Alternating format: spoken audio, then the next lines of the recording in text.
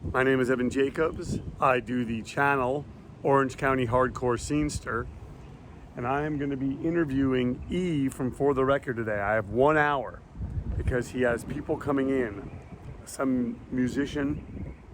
I don't really know too much about it, but I know that I have 1 hour. E actually pushed back their recording so that this could happen.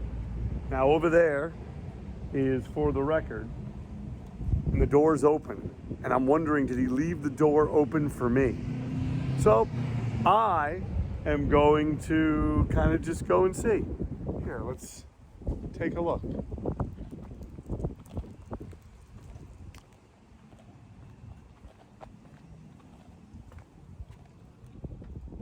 E? I mean, this is it.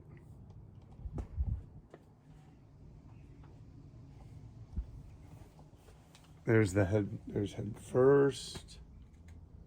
We got Whirlpool. I mean, look at this. Just Good Riddance. Real Big Fish. Death by Stereo. See a lot of these bands on here. Trustkill Records, 18 Visions. Look at that.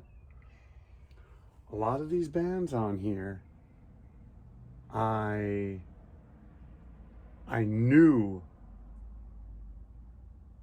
I'd heard of, but I didn't know. Edison. Oh, that's a Loman band. Chris Loman of Black Spot. Wow. Wow, look at this. And then look at this fridge. Oh my gosh. Hold on, let's just kind of get a whole thing for it. Okay. All right. So I'm not sure. I'm going to turn it back to me. Wow, the door is shut. I'm just going to continue going in. E? Okay, hold on.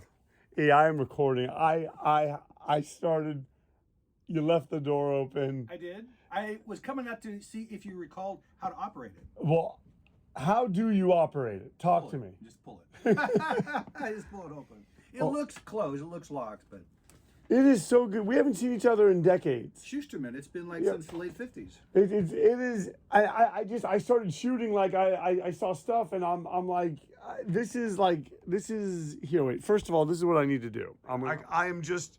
Because the studio did not used to have all of, like, this whole... Oh, so you haven't been here truly for a while. Oh, I've not been here since Farside recorded. Okay. So what you would recall, and they as well, is all of the analog gear, which is spread out in front of us. So the old school analog console, to the left, the mastering half-inch machine, and then the workhorse Studer 24-track 2-inch.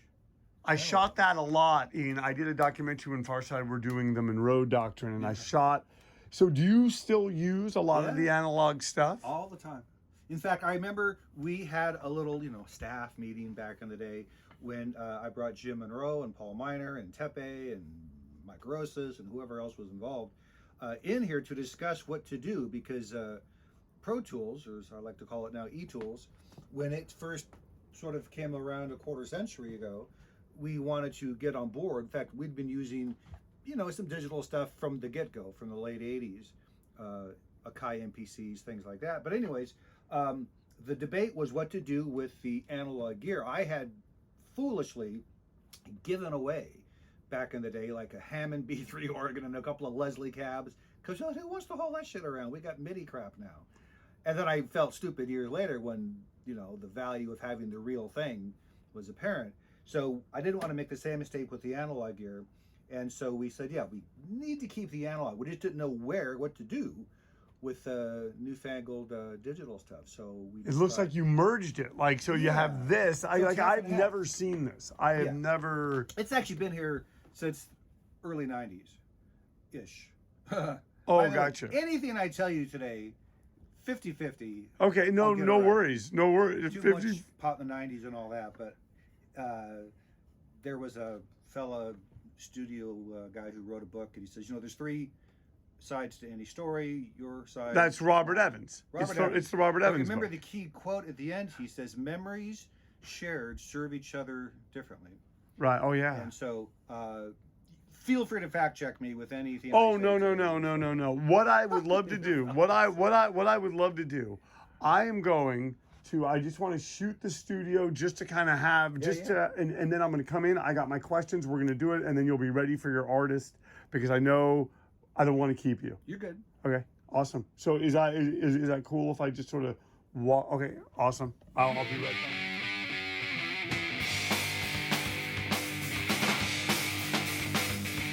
One night's work was all I needed. Then I came to realize that at this point I wasn't ready to command a big enterprise. I took a step back, saw the situation, put it into perspective. At this point, what's important to me cannot be totally defined. A smile smacks my face when I give it thought. It's important to me, to myself I'm responsible. One night's work was all I needed. Then I came to realize that at this point I wasn't ready to command a big enterprise. I took a step back, saw the situation, put it into perspective. At this point, what's important to me cannot be totally defined. A smile smacks my face when I give it thought. It's important to me, to myself I'm responsible.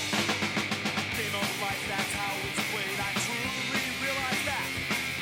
My sixth sense tells me that I've yet to see the last. Hey, Evan. Yes, sir. Tell your camera crew. Let's do an SNL style live remote. You can catch what's on the walls here. This is some good stuff. Oh yeah. No. This is history. This is the first project Paul Miner ever did separately. I'm pretty Oh. sure. Dan Lid. Oh, okay. Oh, you know what? This would be amazing if you want to walk through and if there's anything, if you remember, I know that you did Rochambeau, which is back there. No, maybe. I don't know. Manic Hispanic. I was in a band with the drummer years ago called Bad Connection. Yeah. Chinchilla. They were on Crisis, which was Revelation. Oh, look, we got Death by Stereo. Well, it's funny. I'm so used to these now. I forgot they're even up there. Which ones are still up there? Yeah, I mean, this is My favorite though is this hand painted Meat Puppets one. Yeah. Kurt did that. There is okay. Keep going. This in the movie that I did that's on YouTube. Popeye's over here with his own thing. Okay, this used to be. Was this bigger or no? This was. It's crowded because of all the equipment that's in here. But this was the lounge. You Yep. might recall the old And there was- payphone Yep. where people used to call in to check on the band members. Oh yeah. And then I remember this was your office. Yeah, so now it's mostly like a workbench Gotcha. to repair the analog gear. Now Check who? out in the ceiling. Remember the T-shirts? Oh yes, look at that. Up in the ceiling tiles. Oh look. So then who, when it needs to be repaired, who does the repairing? It's harder and harder to find them. You know, they're dying off or they're sitting drunk in a hotel room in Adamantium somewhere, refusing to come to work. So it's hard to find guys that have the expertise to work on, you know, the analog gear. You need that 10,000 hours experience to do it right. So do you do it? No. So I have to sub it out or bring people in, kind of piecemeal, as opposed to having like full-time people like we used to have. So it's difficult. And of course, parts are hard to find. Oh man.